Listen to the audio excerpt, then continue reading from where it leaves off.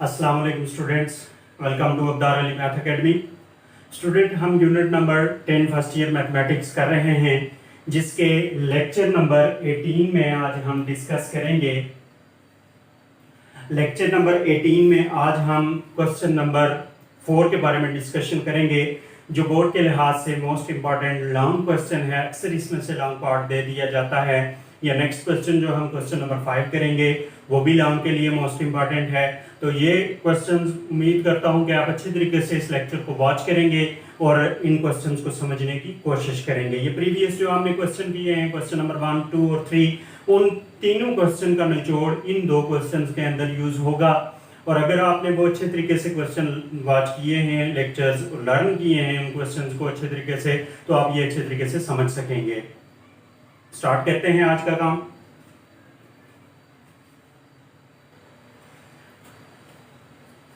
Student, question number 4 है हमारे पास। Prove that cos 20 degree cos 100 degree plus cos 140 degree equal to 0। पहली बात, इन क्वेश्चंस के रिलेटेड, क्वेश्चन नंबर 4 के रिलेटेड ये जो टिप देने लगा हूं, ये याद रखनी है कि अगर आपके पास कोई भी साइन या कॉस दो से ज्यादा सम की फॉर्म में आ जाते हैं या डिफरेंस की फॉर्म में आ जाते हैं, मतलब यहाँ पे आप देख सकते हैं कि कॉस 3 बार आ रहा है या 4 बार आ जाता है, इसी तरह साइन ज्यादा बार आ रहा है, तो उस वक्त आपने पेयरिंग करनी है। पेयरिंग से मुराद ये कि दो दो टर्म्स लेके, दो दो ट्रिग्नोमेट्रिक रेशियोज लेके आपने सॉल्व करना है। तो हम भी यही काम करेंगे। हम पहली दो ट्रिग्नोमेट्रिक रेशियोज लेते हैं, ये और ये लेंगे। अब जब भी हम दो ट्रिग्नोमेट्रिक रेशियोज ले रहे हैं, तो अगर हमारे पास वो दोनों दी हुई ट्रिग्नोमेट्रिक रेशियोज प्लस में हैं, अगर प्लस में हैं तो हम क्या करेंगे, बड़े एंगल वाली टर्म को पहले लिख लेंगे और छोटे एंगल वाली टर्म को हम बाद में लिख लेंगे। और ये ब्रैकेट मैंने इसलिए लगा दी ताकि ये जो थर्ड स्टेप हम छोड़ रहे हैं, थर्ड वाली रेशियो, ये सेपरेट हो जाए। अगर प्लस में नहीं है, माइनस में है, तो आपने उनकी तरतीब चेंज नहीं करनी, उनको एज इट इज रहने देना है। जिस तरह वो मौजूद हैं उनको उसी तरह आपने रख लेना है। अब ये आपके सामने cos 100 डिग्री और cos 20 डिग्री है। अब आप जरा माइंड में फार्मूलाज लगाएंगे, तो ये सम है, ये सम में दिया हुआ है, इसको हमने प्रोडक्ट में कन्वर्ट करना है। तो प्रोडक्ट में कैसे कन्वर्ट, एक बात याद रखनी है। अब आप सोच रहे होंगे यहाँ पे तो कहीं पे भी प्रोडक्ट का जिक्र नहीं है, तो फिर प्रोडक्ट में क्यों कन्वर्ट करना है। हमने इस क्वेश्चन को सॉल्व करना है, बेसिकली प्रूव करना है, राइट साइड के इक्वल लाना है। उसके लिए अगर हमारे पास क्वेश्चन सम में दिया हुआ है तो हम उसको प्रोडक्ट में कन्वर्ट करके सॉल्व करेंगे, और अगर प्रोडक्ट में दिया हुआ है तो हम उसको सम में कन्वर्ट करके सॉल्व करेंगे। ये बात आपने याद रखनी है। तो अब यहाँ पे आपने देखना है कि कौन सा फार्मूला लगेगा। देखें, दोनों cos हैं आपके पास, तो पहली बात रेशियो डिसाइड करें 2, यहाँ पे बीच में प्लस है तो cos आ जाएंगे, ये मैंने cos लिख दिए हैं। अब ये जो लास्ट वाली ये वाली टर्म थी, इसको प्लस cos 140 डिग्री यहाँ पे मैं उसी तरह लिख देता हूँ। अब यहाँ पे इनकी वैल्यूज आप लिखें, 100 degree plus 20 degree divided by 2, 100 degree minus 20 degree divided by 2। ये आपके पास आ जाएगा 2 cos, यहां से मैं थोड़ा सा डायरेक्ट करूंगा। आप देख सकते हैं क्या करने लगा हूं, 100 प्लस 20, यहां पे मैं इधर करके बता देता हूं आपको कि क्या है। 100 प्लस 20 120 आ जाएगा, और डिवाइडेड बाय 2 करेंगे तो ये आपके पास 60 डिग्री आ जाएगा, और यहाँ पे cos आ जाएगा आपके पास 100 माइनस 20 डिवाइडेड बाई 2, 40 डिग्री आ जाएगा।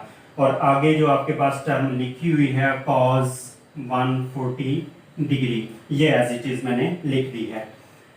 अब यहां से आगे, यहाँ पे आप देख सकते हैं मैंने किया क्या है कि इनको पहले प्रोडक्ट में कन्वर्ट किया, इन दोनों को ऐड करके 2 पे डिवाइड कर दिया, जो हमारे पास टर्म आ गई। अब इन दोनों एंगल्स में से आप देख सकते हैं कि एक एंगल की जो टर्म है, ये वाली जो टर्म है, इसकी वैल्यू हमें मालूम है, हम टेबल के ऊपर इसकी वैल्यू पढ़ चुके हैं। तो अगर ये वैल्यू इसकी अगर हम देखें तो ये हमारे पास आ जाएगा 2 और cos 60 डिग्री cos 60 डिग्री आपके पास आ जाएगा 1/2 और cos साथ 40 डिग्री उसी तरह लिख लें और प्लस cos 140 डिग्री आ जाएगा। अब यहाँ पे आप देख सकते हैं कि 2 और 2 कैंसिल हो जाएंगे तो ये 1 बचेगा, 1 इससे मल्टीप्लाई होगा तो cos 40 degree plus cos 140 degree equal to, अब हमारे पास बची ही दो ही टर्म हैं तो हम पहले ये काम करेंगे कि ग्रेटर एंगल वाली टर्म पहले लिखेंगे क्योंकि दोनों प्लस में हैं, स्मॉलर एंगल वाली बाद में लिख लेंगे। अब दोबारा से हमारे पास यही सेम फार्मूला यूज होगा। आप देख सकते हैं कि 2 cos 140 degree plus 40 degree divided by 2 cos 140 degree minus 40 degree divided by 2, यह आ जाएगा 2 cos 140 प्लस 40 180 हो जाएगा और डिवाइडेड बाय 2 90 डिग्री आ जाएगा, cos यहाँ पे 50 डिग्री आ जाएगा। अब यहाँ पे भी आप देख सकते हैं कि एक एंगल की वैल्यू हम जानते हैं, जिस एंगल की वैल्यू हम जानते हैं वो लिख लेते हैं, cos 90 0 के बराबर होता है और cos 50 डिग्री। अब 0 को 2 से मल्टीप्लाई करेंगे तो 0 आ जाएगा और ये cos 50 की जो मर्जी वैल्यू हो जब उसको 0 से मल्टीप्लाई करेंगे तो आपके पास 0 आ जाएगा जो राइट हैंड साइड में हमें पूछा गया है। स्टूडेंट ये हमारे पास क्वेश्चन नंबर 4 का फर्स्ट पार्ट था। उम्मीद करता हूं कि आपको अच्छे से समझ आई होगी। एक बार मैं फिर से फर्स्ट वाले स्टेप्स आपको बता दूं कि जब भी आपके पास कोई भी क्वेश्चन सम में दे दिया हो, 2 3 4 सम वाली टर्म्स दे दी गई हों या डिफरेंस वाली टर्म्स दे दी गई हों और आपको क्वेश्चन को प्रूव करने के लिए कहा जाए तो उस वक्त सम या डिफरेंस वाले को आपने प्रोडक्ट में कन्वर्ट करके तो सॉल्व करना है, और अगर प्रोडक्ट में दिया हुआ है तो उसको आपने सम में कन्वर्ट करके सॉल्व करके अपोजिट साइड के इक्वल लाना है। ये स्पेशल इन दो क्वेश्चंस, क्वेश्चन नंबर 4 और 5 के लिए बात है। अब मुझे आपके सामने मैंने इन दोनों को पहलू को लिया है, पहली जो 2 टर्म्स थी उनको लिया, 2 टर्म्स की, क्योंकि हमने जो फार्मूलाज पढ़े हैं वो 2 टर्म्स वाले पढ़े हैं, इसलिए 2 टर्म्स आप रखेंगे, जो तीसरी या चौथी बच जाएगी उसको आप साइड पे रख लेंगे और फिर उसमें फार्मूला लगा के इसको सिंप्लीफाई कर लेंगे। ये आपके सामने क्वेश्चन नंबर 4 का फर्स्ट पार्ट है, इसको आप अच्छे तरीके से जो है ना समझने की कोशिश करें, कहीं पे भी प्रॉब्लम है तो आप पूछें।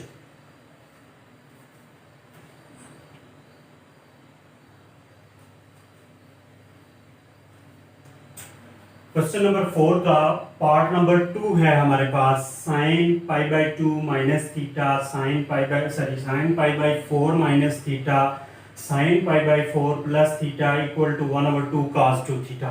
पहली बात यह है कि ये दोनों टर्म्स हमारे पास प्रोडक्ट में मौजूद हैं। तो अभी मैंने प्रीवियस क्वेश्चन में बात की थी कि अगर प्रोडक्ट में टर्म्स आ जाए तो उनको सम में कन्वर्ट करके आपने सॉल्व करना है। तो इसमें सम में कन्वर्ट करने के लिए पहले आप फार्मूला देख लें कि जब आपके पास साइन अल्फा और साइन बीटा, 2 बार साइन आ जाए तो यहाँ पे -2 का होना जरूरी है और ये किसके बराबर आ जाता है, cause of alpha plus beta, और यहाँ पे माइनस आता है और cause of alpha minus beta. यहाँ पे अगर आपके पास -2 होगा तो फिर आप वो फार्मूला लगा सकते हैं। अब यहाँ पे हमारे पास -2 नहीं है तो मैं ये काम करता हूँ कि -2 के साथ मल्टीप्लाई और -1/2 के साथ डिवाइड भी कर देता हूँ। देखें ये 2 और 2 कैंसिल हो जाएंगे, ये माइनस और माइनस प्लस हो जाएंगे, तो इस क्वेश्चन की इक्वालिटी के ऊपर कोई फर्क नहीं पड़ेगा। अब मैंने -1/2 के साथ मतलब -2 के साथ मल्टीप्लाई और डिवाइड कर लिया है। जब ये प्रोसेस करेंगे तो हमारे पास -1/2 उसी तरह आ जाएगा और यहाँ पे ये फार्मूला आप लगाएंगे। अब जब ये फार्मूला आप लगाएंगे तो अल्फा की जगह आपके पास ये पूरी टर्म अल्फा आ जाएगी और ये वाली पूरी टर्म आपके पास बीटा आ जाएगी। तो यहाँ पे आपके पास बनेगा कॉज ऑफ अल्फा की जगह π/4 माइनस थीटा प्लस बीटा की जगह π/4 प्लस थीटा, और यहाँ पे आ जाएगा प्लस कॉस π/4 माइनस थीटा। अब ये जब माइनस, यहाँ पे माइनस आ रहा है देख सकते हैं आप, तो ये -π/4 प्लस थीटा से जब मल्टीप्लाई होगा तो आपके पास आ जाएगा -π/4 माइनस थीटा। अब यहाँ पे हम इसको मजीद सिंप्लीफाई करते हैं, 1/2 आ जाएगा आपके पास कॉस, यहाँ से आप देख सकते हैं कि ये और ये टर्म कैंसिल हो जाएंगी, तो आपके पास आ जाएगा 2π/4। 2π/4 इसलिए आएगा कि ये 2 बार π/4 है तो 2π/4 बन जाएगा, प्लस कॉस, यहाँ पे आप देख सकते हैं कि ये और ये टर्म कैंसिल होंगी तो -2 थीटा आ जाएगा, -1/2 इंटू कॉस ऑफ, ये 2 और 2 कैंसिल होके π/2 आ जाएगा, मतलब cos 90 डिग्री, और प्लस यहाँ पे माइनस है।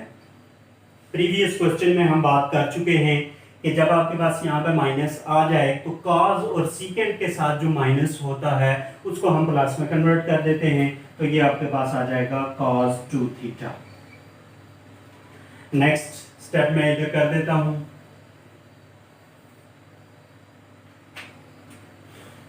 -1/2 इंटू ये cos π/2 से मुराद 90 डिग्री, या पाई 180 बराबर होता है तो 180 डिवाइडेड बाई 2 90 डिग्री आ जाएगा, तो cos 90 आपके पास 0 हो जाएगा और प्लस cos 2 थीटा आ जाएगा।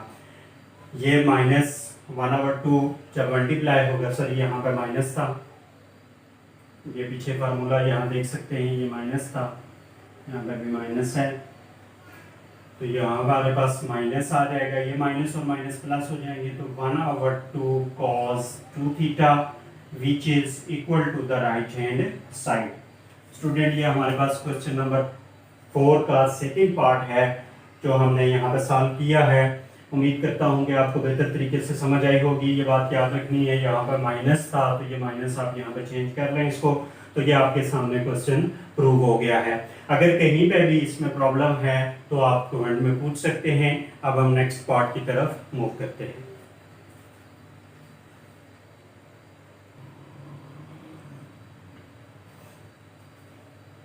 स्टूडेंट क्वेश्चन नंबर 4 का हमारे पास थर्ड पार्ट है। इसमें देख सकते हैं आप, मैंने लेफ्ट हैंड साइड ली है sin theta plus sin 3 theta plus sin 5 theta plus sin 7 theta divided bye cos theta cos 3 theta cos 5 theta cos 7 theta.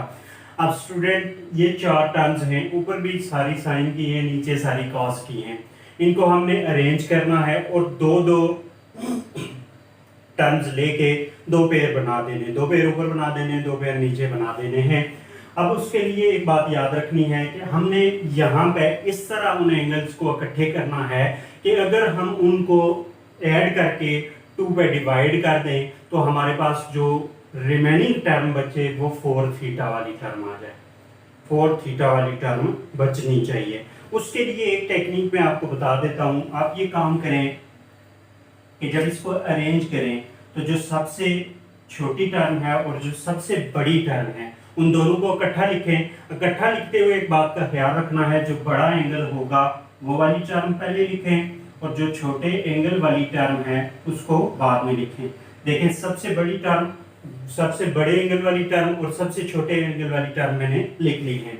अब यहाँ पर बच आपके पास कौन सी गई, ये दो टर्म्स आपके पास बच गई हैं, तो इनको भी आपने अब इनकी पेयरिंग कर लेनी है। साइन पहले बड़ी एंगल वाली टर्म और फिर आपने sin 3 थीटा छोटे एंगल वाली टर्म। यही कंसेप्ट आपने डिनोमिनेटर टर्म में यूज करना है।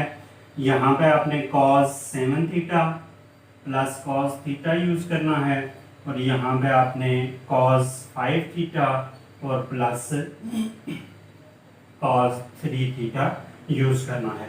स्टूडेंट ये हमारे पास इसकी जो क्वेश्चन था उसकी ये टेक्निक है। अब हम इसमें फार्मूलाज यूज करेंगे। तो यहाँ पे आप देख सकते हैं, यहाँ पे sine theta plus sine theta, दोनों साइन साइन हैं, तो हम यहाँ पे यूज करेंगे 2 sine theta, sorry 2 sine 7 theta plus theta by 2 cos 7 theta minus theta by 2। ये पहली टर्म जो ब्रैकेट में थी, 2 साइन, सेम फार्मूला लगेगा, जस्ट एंगल चेंज होंगे। 5 theta plus 3 theta divided by 2 cos 5 theta minus 3 theta divided by 2। सिर्फ angle change हुए हैं, डिनोमिनेटर में दोनों पास हैं तो यहाँ पे आ जाएगा 2 cos 7 theta plus theta divided by 2 cos 7 theta minus theta divided by 2 plus आ जाएगा यहाँ पर भी 2 cos 7 theta plus theta 3 theta, यहाँ 5 थीटा है, 3 थीटा डिवाइडेड बाय 2 इन टर्म्स को लिखेंगे, और cos 5 theta minus 3 theta divided by 2। ये आपके सामने मैंने टर्म्स लिख दी हैं जो हमारे पास फार्मूलाज बनते हैं, आप देख सकते हैं। अगर कहीं पे भी कोई प्रॉब्लम है, कोई चीज़ आपको समझ नहीं आई है तो आप उसको पूछ सकते हैं। अब इस क्वेश्चन को मैं सिंप्लीफाई कर देता हूँ। यहाँ पे जो आपके पास टर्म बचेगी, यहाँ पे आप देख सकते हैं, थोड़ा सा मैं यहाँ से डायरेक्टली लिखूंगा 2 sin 7 theta plus theta divided by 2 आ जाएगा 4 थीटा, और यहाँ पे आ जाएगा cos 7 theta minus theta divided by 2 बनेगा 3 थीटा, यहाँ पे 2 sin 4 थीटा बन जाएगा, और यहाँ पे 5 थीटा माइनस 3 थीटा 2 थीटा बनता है, और 2 डिवाइडेड बाय 2 आ जाएगा cos थीटा। 2 cos 4 थीटा, यहाँ पे 7 theta plus theta by 2 4 theta, और cos 3 थीटा आ जाएगा, 7 थीटा माइनस थीटा 6 थीटा बनेगा, और डिवाइडेड बाय 2, और प्लस यहाँ पे हम दोबारा से इसको लिखेंगे cos 4 थीटा, क्योंकि ये 5 थीटा प्लस 3 थीटा 8 थीटा है, डिवाइडेड बाय 2 आ जाएगा, और cos थीटा आ जाएगा। अब स्टूडेंट ये ऊपर वाली जो टर्म है इसमें कुछ टर्म्स कॉमन आ रही हैं, देखिए 2 और sin 4 थीटा, नीचे 2 और cos 4 थीटा दोनों में कॉमन आ रहा है, तो जो कॉमन आ रहे हैं वो कॉमन ले लेंगे। 2 sin 4 थीटा इधर से कॉमन लिया, और इधर से 2 cos 4 थीटा कॉमन ले लिया। अब ये जब टर्म्स आप कॉमन ले लेंगे तो यहाँ से आपने कॉमन लिया तो आपके पास बच जाएगा cos 3 theta plus cos theta. जिनके ऊपर मैंने टिक किया हुआ है उनको छोड़ के जो टर्म्स बचती हैं वो लिख लेंगे। यहाँ पर भी बच जाएगा cos 3 theta plus cos theta. अब यहाँ पे आप देख सकते हैं कि ये वाली जो टर्म है ये इसके साथ मल्टीप्लाई हो रही है, नीचे वाली टर्म मल्टीप्लाई हो रही है, तो जब ये टर्म्स मल्टीप्लाई हो रही हैं और सेम है तो इनको आप कैंसिल कर दें, इधर से 2 और 2 को कैंसिल कर दें तो आपके पास आ जाएगा sin 4 theta divided bye cos 4 theta. अब यहाँ पे आप देख सकते हैं sin अगर cos tan के बराबर होता है तो ये tan 4 थीटा बन जाएगा which is equal to the right hand side. Student ये हमारे पास क्वेश्चन नंबर 4 का थर्ड पार्ट था। उम्मीद करता हूं कि आपको अच्छे से समझ आई होगी। अगर कहीं पे भी कोई भी प्रॉब्लम आपको नजर आती है ओवरऑल क्वेश्चन में तो आप उसको मेंशन कर दें कि इस पार्ट में हमें समझ नहीं आई, इंशाल्लाह मैं उसको क्लियर करने की कोशिश करूंगा। लेकिन कोशिश करेंगे इस पूरे लेक्चर को अच्छे तरीके से स्टार्ट से एंड तक वॉच करें ताकि हर एक स्टेप आपको अच्छे तरीके से समझ आए, और विदाउट स्किपिंग, उसको स्किप किए बगैर या स्टॉप किए बगैर, पॉज वगैरह किए बगैर आप पूरे लेक्चर को अगर वॉच करेंगे तो आप लोगों के लिए बेनिफिशियल रहेगा, आपको अच्छे से समझ आएगी। और उसको समझ गए, पहले एक बार उसको वॉच करें, अच्छे तरीके से समझें, जब आप समझ लें तो उसको दोबारा से देख के वहाँ से साथ साथ क्वेश्चन भी नोट कर लें। उम्मीद करता हूँ फिर आपको अच्छे तरीके से ये क्वेश्चन लर्न हो जाएंगे। अगर कहीं पर भी कोई भी प्रॉब्लम नजर आती है तो आप उसको कमेंट में डिस्कस कर सकते हैं।